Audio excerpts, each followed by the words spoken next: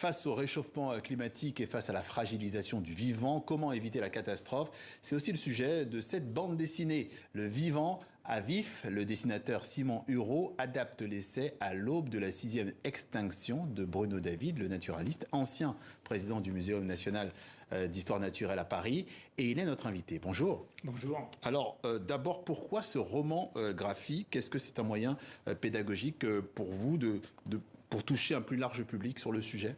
Oui, c'est exactement ça. C'est-à-dire qu'on veut s'adresser à un public plus jeune que celui qui aurait pu lire le livre à l'aube de la 6e extinction, qui est un livre plus sérieux. Ça ne veut pas dire que cette bande dessinée ne soit pas sérieuse, elle est scientifiquement très robuste, mais il faut essayer de sensibiliser aussi les plus jeunes générations, parce que tous ne sont pas, ou toutes ne sont pas sensibilisés mais c'est nécessaire. À ces questions-là. Et donc, d'où l'idée de cette bande dessinée, qui est partie comme ça, et d'où l'idée aussi, remarquable d'ailleurs, qu'on doit à Simon Hureau, d'avoir mis en scène des lycéens. Donc, on suit le parcours de lycéens qui sont la génération, qui représente la génération concernée par ce qui est en train de se passer sur la planète. Alors, comment fonctionne cette chaîne de biodiversité? Pourquoi la diversité est-elle si importante au sein d'une même espèce? Alors, il y a de la diversité au sein des espèces. Vous ne me ressemblez pas complètement, nous ne sommes pas des clones, et il y a une diversité au sein de l'espèce, et ça c'est plutôt une bonne chose au sein des espèces, parce que ça veut dire qu'il y a des individus qui vont résister à certains stress, tandis que d'autres n'y résisteront pas. Et qu'à la fin des fins, il y en a qui survivront, tandis que d'autres ne survivront pas. Donc c'est un petit peu ne pas mettre ses œufs tout dans le même panier. C'est ça l'idée générale, et ça vaut pour toutes les espèces. Après, il y a une diversité d'espèces, c'est-à-dire qu'il y a des espèces différentes qui vont peupler la Terre. Un pissenlit, ça n'est pas une souris. Et donc, il y a une grande diversité, et cette richesse de diversité, c'est ce qui fait la richesse de nos écosystèmes. Et plus les écosystèmes sont divers, plus ils sont résistants par rapport au stress qu'on pourrait leur imposer, que ça soit de la pollution, que ça soit du réchauffement climatique ou autre. Cette BD raconte, vous l'avez dit, la prise de conscience de deux jeunes ados avec un tas d'expériences en immersion qui vont leur permettre de se documenter finalement sur la biodiversité. Quels indices concrètement aujourd'hui cette thèse de l'extinction, qui disent que cette thèse de l'extinction de masse est malheureusement tout à fait possible? Alors, on voit ce qui se passe, on voit à quel point il y a des populations d'espèces finalement assez communes qui sont en train de diminuer. C'est-à-dire qu'il y a de moins en moins d'individus au sein de ces populations. Dans Paris, par exemple, puisque nous sommes à Paris aujourd'hui, il y a 70% des moineaux qui ont disparu des rues parisiennes en 15 ans. Vous vous rendez compte, il en reste plus que 30%. Prenez 10 moineaux, vous en enlevez 7. C'est ça qui s'est produit. Il y a toujours des moineaux, donc on n'y prête pas tellement attention. Mais c'est ça qui se passe pour beaucoup d'espèces. Et au bout de chemins de déclin comme celui-ci, il y a bien sûr une extinction qui peut se produire. Le déclin est lent. Le déclin est très lent parce qu'il est génération après génération, année après année. Il est relativement insidieux. Il nous anesthésie en quelque sorte parce qu'on ne compte pas les moineaux tous les jours dans les rues de Paris, tout simplement. Et on s'habitue à en voir moins. Et c'est ça qui est relativement insidieux et c'est ça qui se produit pour beaucoup d'espèces. Et si on empile tout ça, ça veut dire qu'on est à l'aube d'une possible 6e extinction.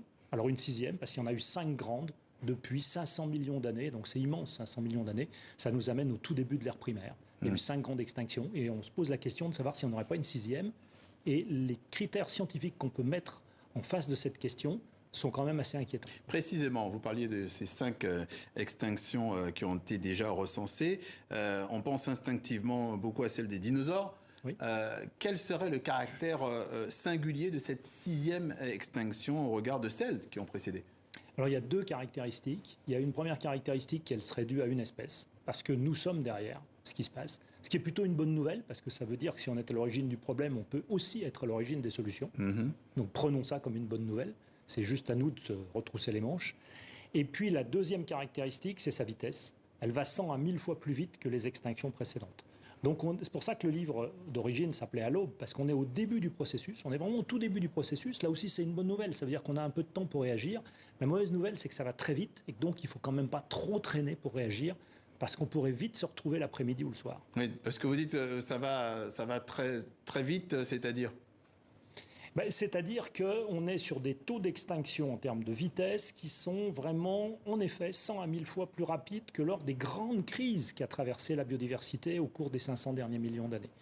Et ça veut dire qu'on a, je vous donnais l'exemple des moineaux, en 15 ans, 70% de moineaux en moins dans Paris. En 15 ans seulement. Alors si ça se continue à ce rythme, évidemment, d'ici quelques décennies, il n'y aura plus un seul moineau. J'espère que ça ne sera pas le cas.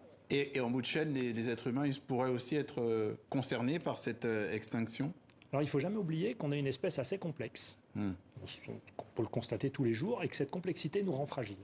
Donc nous pourrions bien être les victimes de nos propres erreurs et de notre propre aveuglement. Ceci dit, soyons optimistes. Encore une fois, il y a des solutions.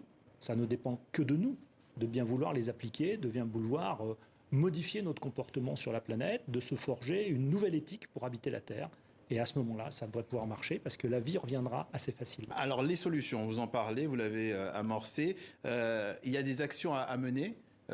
Quelques exemples, quelles sont-elles? Il faut diminuer les pressions qu'on exerce. Donc il faut moins polluer. Mais ça veut dire peut-être moins d'intrants, c'est-à-dire de produits chimiques dans l'agriculture, au sens large, pesticides, herbicides. C'est pas de saison en ce moment, hein. Je ne sais pas si vous avez remarqué, mais il faut aller dans cette direction-là. Donc c'est moins polluer, c'est moins transporter des espèces d'un bout à l'autre de la planète qui peuvent potentiellement devenir des espèces invasives. Le frelon asiatique, le moustique tigre, des choses comme ça. Et vous avez l'exemple dans le livre aussi de l'Asterias amurensis, qui est une étoile de mer. Qui est une étoile de mer. Racontez-nous d'ailleurs cette... Alors je peux vous raconter l'étoile de mer. C'est une étoile de mer qui vit au Japon et qui vit très bien au Japon. Elle a des prédateurs et elle fonctionne de manière équilibrée dans un écosystème équilibré. Et puis elle a été embarquée, ses larves ont été embarquées dans des eaux de ballast des bateaux. Donc les bateaux se chargent d'eau pour pouvoir s'équilibrer. Et ces bateaux ont traversé l'océan Pacifique, ils sont allés en Australie. Alors l'étoile de mer, elle n'aurait jamais pu faire ce voyage toute seule parce qu'elle aime bien les eaux tempérées froides. Donc traverser les tropiques, ça ne lui allait pas du tout.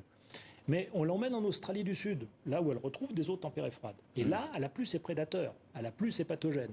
Et donc elle se développe. On la déverse dans la baie de Melbourne, et en l'espace de 2 ou 3 ans, il y a plusieurs millions de spécimens d'étoiles de mer qui sont présents et qui dévorent à peu près tout ce qu'ils trouvent à se mettre sous la dent. On vous écouterait avec encore très longtemps. Malheureusement, on doit s'arrêter. Bruno David, ancien président du Muséum national d'histoire naturelle à Paris. C'est votre essai à l'aube de la 6e extinction, publié en France chez Grasset, qui a servi de base à cette BD, ce roman graphique, Le Vivant à vivre, publié en France aux éditions Rue de Sèvres. Merci d'être passé par le journal de TV5 Monde. Je vous remercie.